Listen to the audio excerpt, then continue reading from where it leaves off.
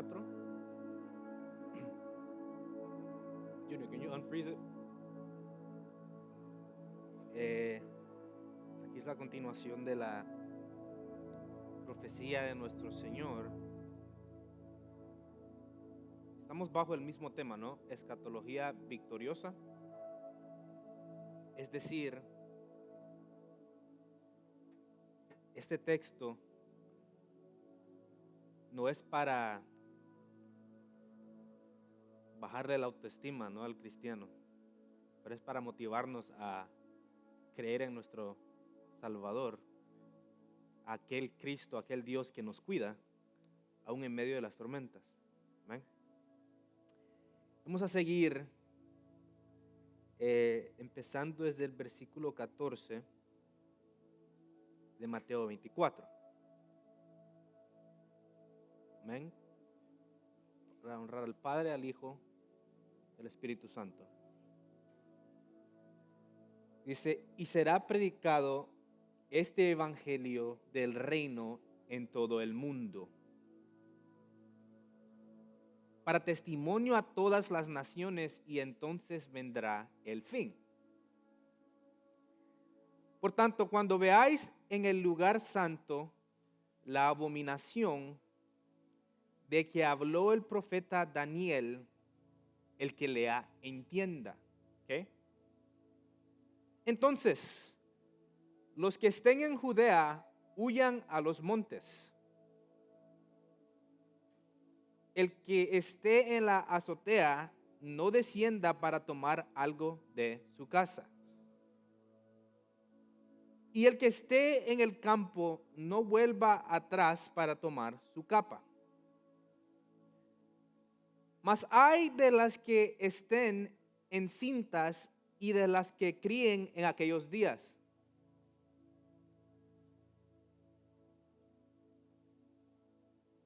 Orad pues que vuestra huida no sea en invierno ni en día de reposo, porque habrá entonces gran tribulación, cual no la ha habido desde el principio del mundo hasta ahora, ni la habrá.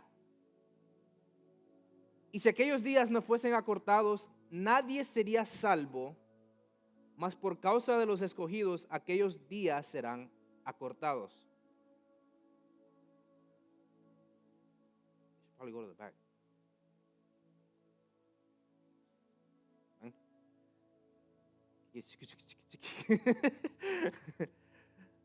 Okay. Entonces, vamos a seguir en el exégesis. En el exégesis de lo que acabamos de leer, Mateo 24, 14 al 22. Amén. Entonces, primera parte es el versículo 14. Ok. Quiero que analicemos el texto honestamente. Yo sé que cada quien tiene su presuposición, es decir, cada quien tiene ya cierto concepto acerca de este pasaje. Pero les pido de que cuando leamos el texto seamos honestos con el texto, veamos lo que quiere decir nuestro Señor Jesucristo y dejemos que la palabra de Dios nos enseñe. ¿Sí? Aunque tal vez es algo que no hemos escuchado, por ejemplo, en ciertas partes, tal vez tenemos ciertas creencias, porque así nos crecimos. Pero le quiero decir que hay muchos mormones que se crecieron de cierta manera y testigos de Jehová, pero eso no nos quiere decir que es la verdad. La verdad es la verdad, independiente de lo que nosotros creamos de acuerdo a nuestra infancia. ¿Sí? ¿Ok? Entonces, estudiemos el texto honestamente. Versículo 14. Y será predicado este evangelio del reino en todo el mundo para testimonio a todas las naciones, y entonces vendrá ¿qué? El fin. ¿Ok? Ahora, aquí comienza el problema para la mayoría de las posiciones escatológicas. Pues la mayoría de nosotros nos crecimos escuchando una escatología súper futurística. ¿Ok? leemos este texto y se nos ha dado esas predicaciones en motivación, ¿sí? Para llevar el evangelio a todas las naciones, que está bien, excelente. Entonces este versículo siempre se ha usado para eso, para decir, miren, iglesia, levantémonos, vamos a evangelizar, porque viene el fin. Tenemos que llevar el evangelio a todas las naciones, porque eso indica de que viene el fin. ¿Ok? Entonces la motivación está bien. Tenemos que ir a predicar el evangelio a todas las naciones, sin duda. Amén. Pero solo porque la motivación es buena, no significa que le estamos dando el exégesis y el entendimiento apropiado al texto. ¿Sí? Solo porque tenemos tal vez buenas intenciones, tal vez no significa que hemos entendido el texto correctamente, de acuerdo al contexto histórico. ¿Sí? Ahora, yo me acuerdo escuchar estos sermones, estas predicaciones, y a mí me inspiraba, ¿no? Y amén. Deberían estar inspirados a llevar el evangelio.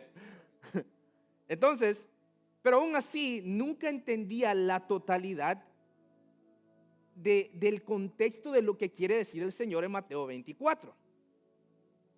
Siempre había visto errores y el mal uso de este pasaje. Entonces, quiero dar 3 versículos que desarman esa posición futurista fácilmente.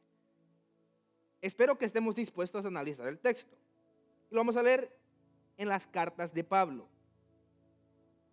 Romanos 1:8. En primer lugar, doy gracias a mi Dios por medio de Jesucristo por todos ustedes, pues en el mundo entero se habla bien de su fe. ¿Ok? Colosenses capítulo 1, versículos 5 al 6. A causa de la esperanza reservada para ustedes en el cielo, de esta esperanza ya han sabido por la palabra de verdad, que es el evangelio, que ha llegado hasta ustedes. Este evangelio está dando fruto y creciendo en todo el mundo. ¿Ok? Siguiente versículo. Colosenses 1:23. Con tal de que se mantengan firmes en la fe, bien cimentados y estables, sin abandonar la esperanza que ofrece el evangelio. Este es el evangelio que ustedes oyeron y que ha sido proclamado en toda la creación debajo del cielo, y del que yo, Pablo, he llegado a ser servidor. ¿Ok? Ahora mi pregunta es lo siguiente: ¿estaba mintiendo Pablo cuando dijo eso? ¿Estaba mintiendo cuando dijo que el evangelio ha sido proclamado en toda la creación? ¿Sí o no? No. Entonces, ¿a qué se refiere Pablo? ¿De qué está hablando Pablo? ¿Por qué continúa usando este lenguaje que ha llegado a todo el mundo? Se ha predicado en toda la creación. ¿A qué se refiere Pablo? ¿Sí? Entonces, eso es lo que debemos de entender.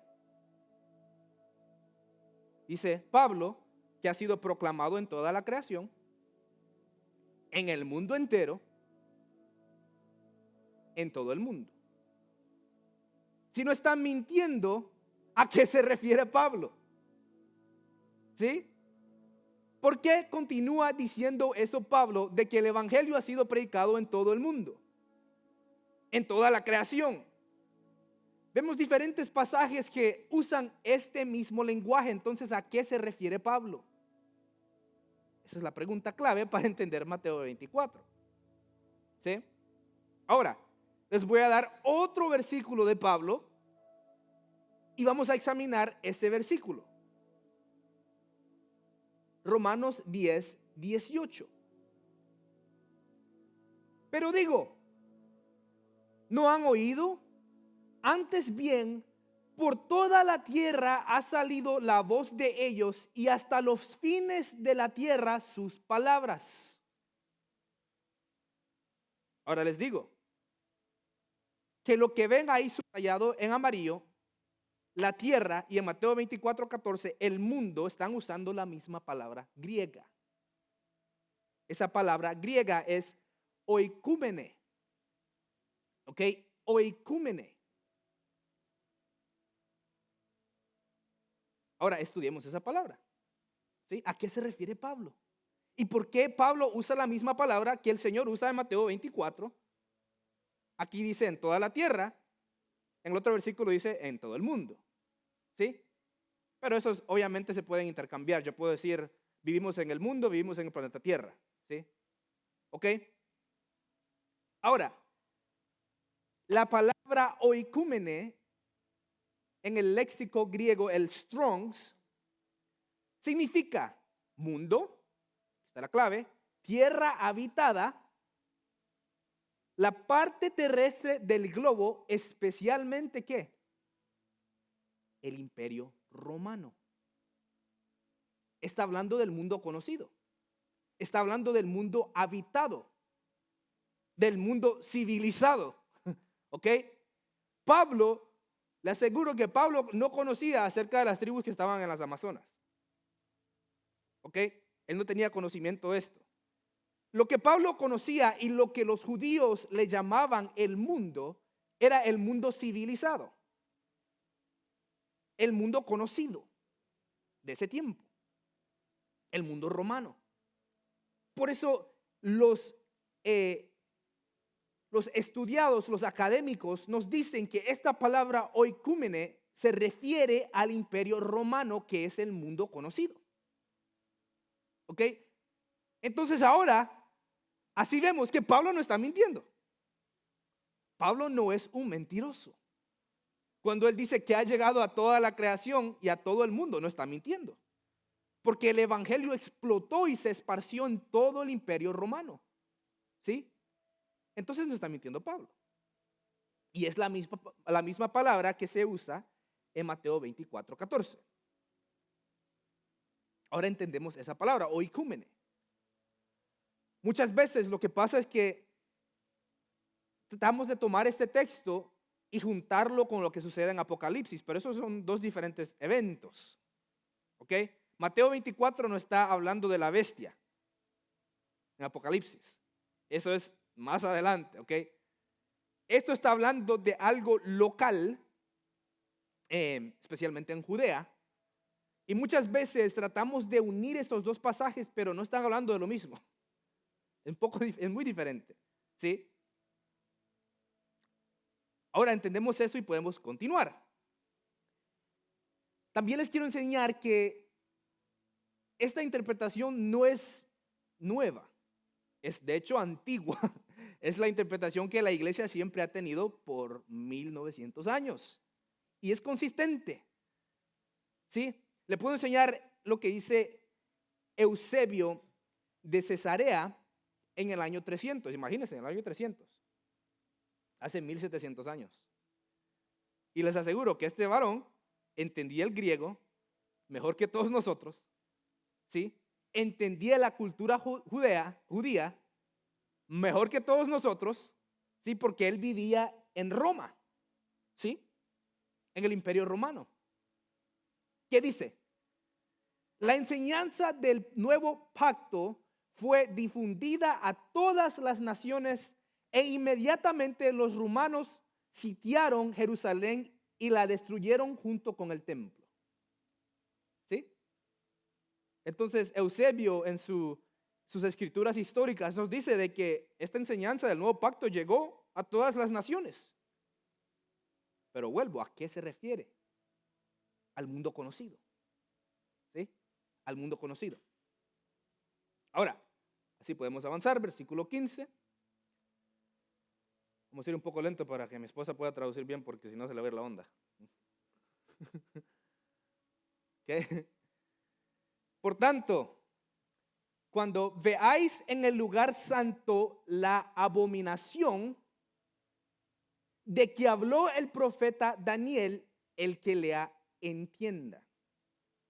Ahora, este versículo usualmente en las iglesias evangélicas se interpreta de esta manera. Vendrá el anticristo y entrará en el templo que construirán en Jerusalén. Ahí va a haber un ídolo y todos van a adorar al anticristo dentro del templo. ¿Sí? No sé si han escuchado esa interpretación. Pero es una interpretación común en nuestros círculos evangélicos.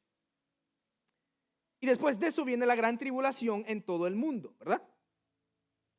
¿Sí? Ahora, sigamos leyendo el contexto. A ver si se refiere a eso o de qué está hablando. Versículo 16. Entonces los que estén en Judea huyan a los montes. Los que estén en Judea huyan a los montes. Pero espéreme, supuestamente viene la gran tribulación en todo el mundo. Pero yo no estoy en Judea. Pero ahí le dice a los que están en Judea que huyan. ¿Y los demás no vamos a oír?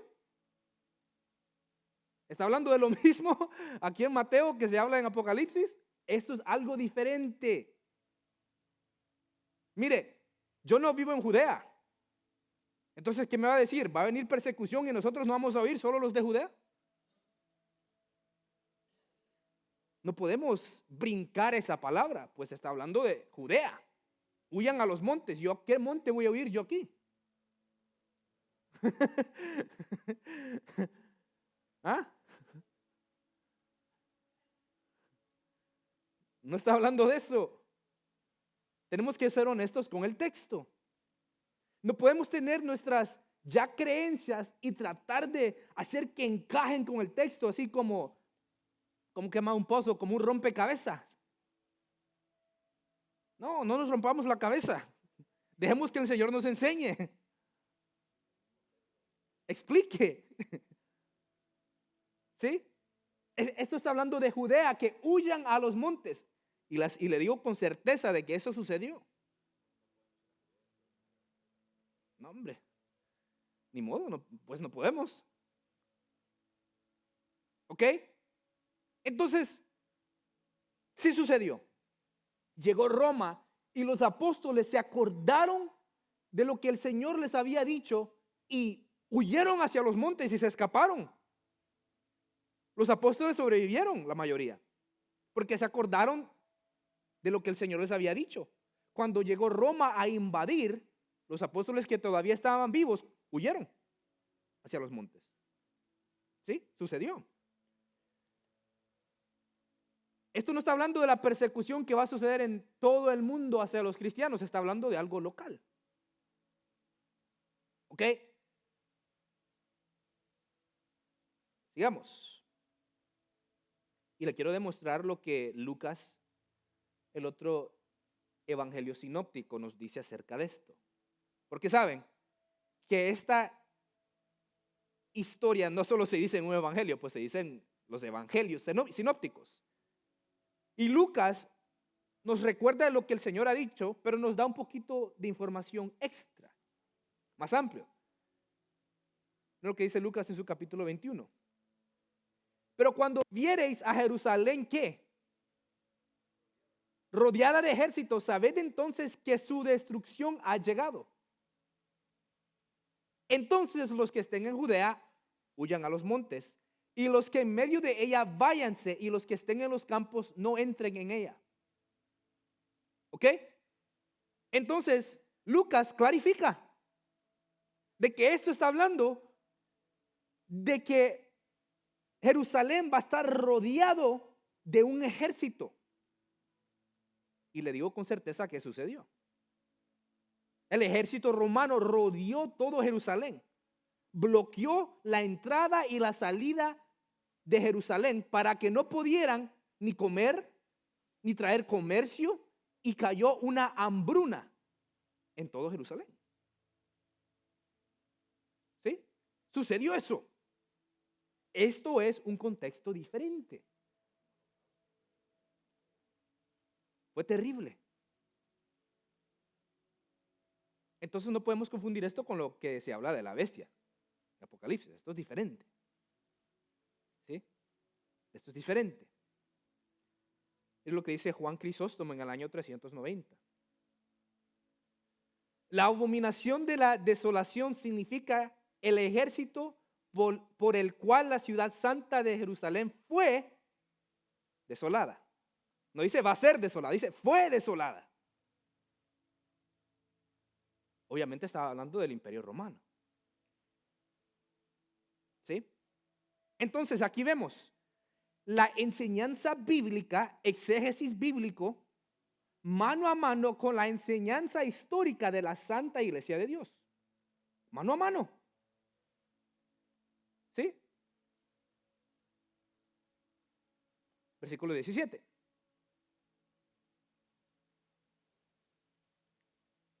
El que esté en la azotea no descienda para tomar algo de su casa.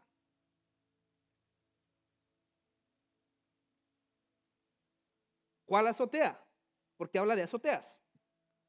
Es porque durante ese tiempo la construcción judía siempre tenía azoteas y para ellos era como el living room, como la sala.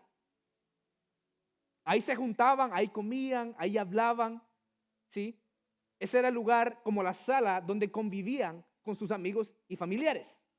Así era la estructura judía en sus casas, la cultura, ¿sí? En Hechos vemos que también los apóstoles están ¿a dónde? Cuando están conviviendo.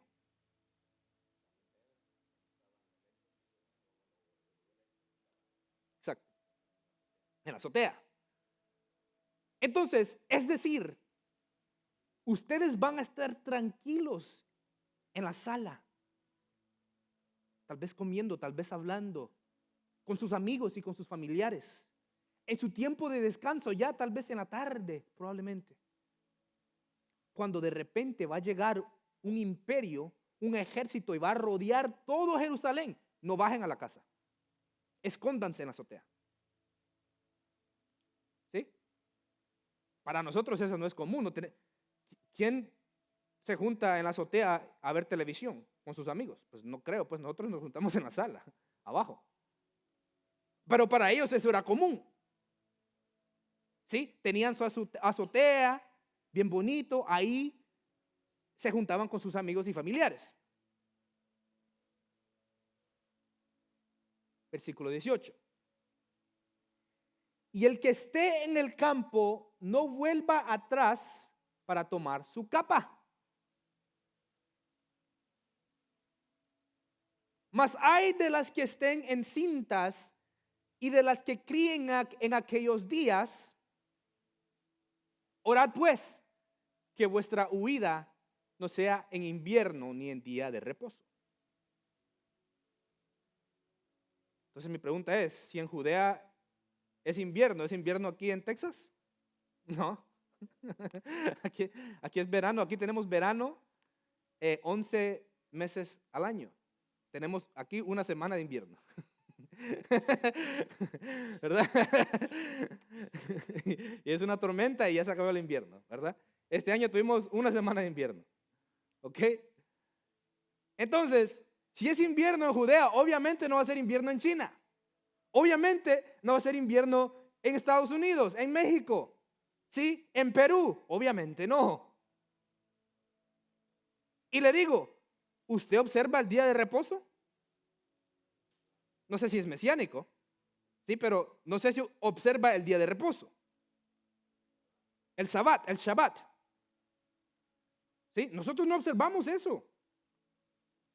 Entonces, ¿cómo que el día de reposo? A nosotros se nos va eso por la cabeza, no estamos pensando en el día de reposo ni de eso.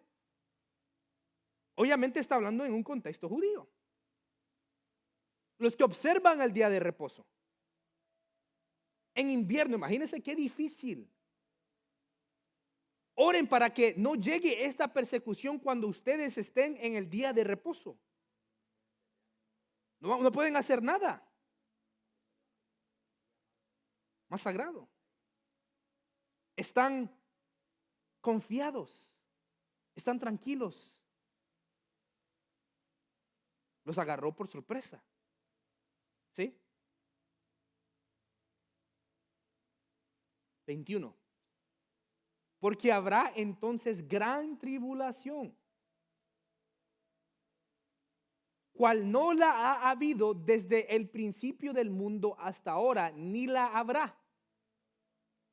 Y aquí viene un problema. Dicen, pero sí, yo sé que durante ese tiempo murieron cientos de miles de judíos, pero Hitler mató a 6 millones. Entonces, ¿cómo es de que aquí no va a haber una persecución peor? Está hablando del tipo de persecución.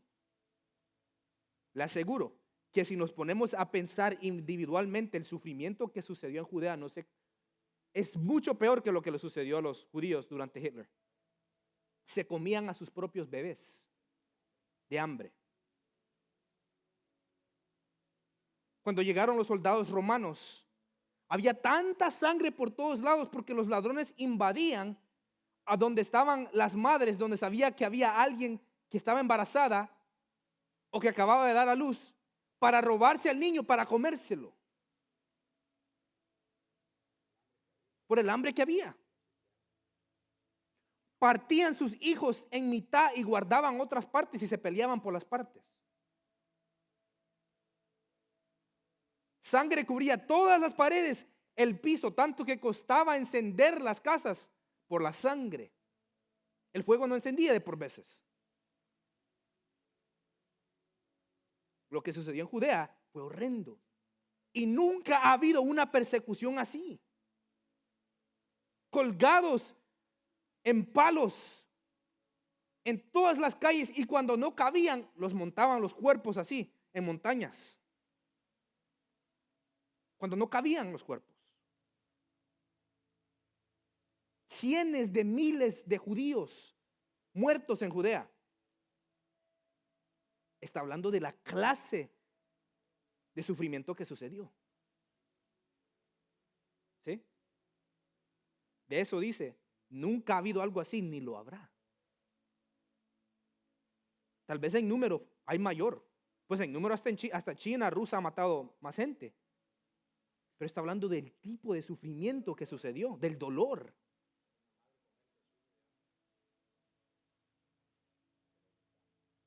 O pelear contra el ladrón porque me quiero comer a mi hijo y no quiero que te lo lleves. Eso es serio.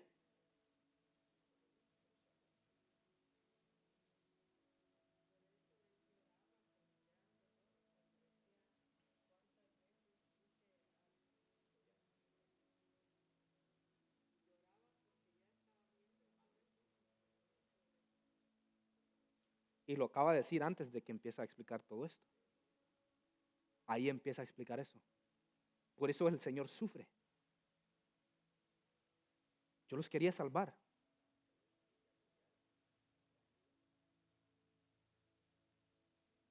Pero debe de llegar juicio a aquel que rechaza al Dios vivo.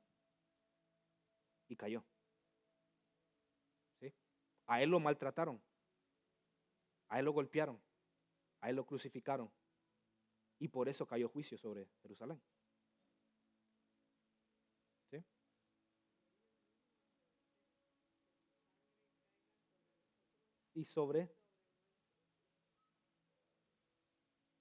Y cayó. Y si aquellos días no fuesen acortados, nadie sería salvo. Mas por causa de los escogidos, aquellos días serán acortados. Es decir, si hubiéramos dejado esto, que siguiera, hasta los escogidos. Pero, ¿qué dice el Señor? Pero para que mis escogidos no se pierdan, debo de acortar los días. Porque mis escogidos van a ser salvos. No se van a perder. Debo de acortar esos días. Así dice. Mas por causa de los escogidos, aquellos días serán acortados. ¿Sí? Porque esos escogidos sí están bajo las alas del Altísimo. Esos escogidos sí están en el Mesías. Sí viven bajo la protección de Dios. Por causa de ellos, debo de pausar el sufrimiento o cortar el sufrimiento antes.